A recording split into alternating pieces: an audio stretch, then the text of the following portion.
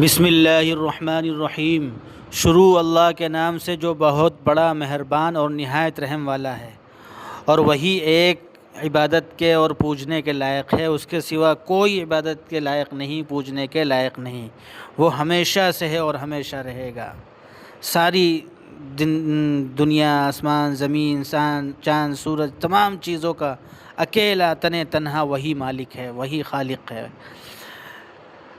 تو آج مجھے حضرت اورنگزیب رحمۃ اللہ علیہ کے بارے میں بات کرنا ہے کہ حضرت اورنگزیب عالمگیر رحمۃ اللہ علیہ جو مغل بادشاہ تھے، اور انہوں نے تقریباً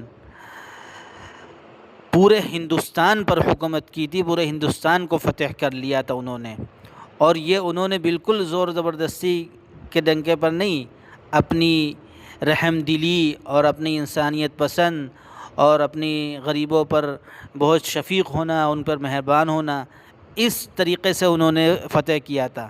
اور انہوں نے 40 سال حکومت کی، سب ان کے اس میں حکومت میں خوش رہتے تھے، ہندو، مسلم، سکھ، عیسائی سب بہت خوش رہتے تھے، کسی نے کبھی ان کے خلاف کوئی آواز نہیں اٹھائی۔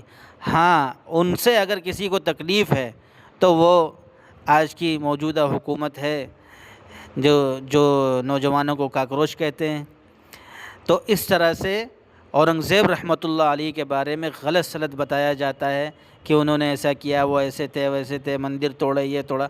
بتائیے، اگر انہوں نے 40 سال حکومت کی، انہوں نے اگر مندر توڑے ہوتے تو کیا ایک مندر بھی باقی رہتا ہے دیش میں؟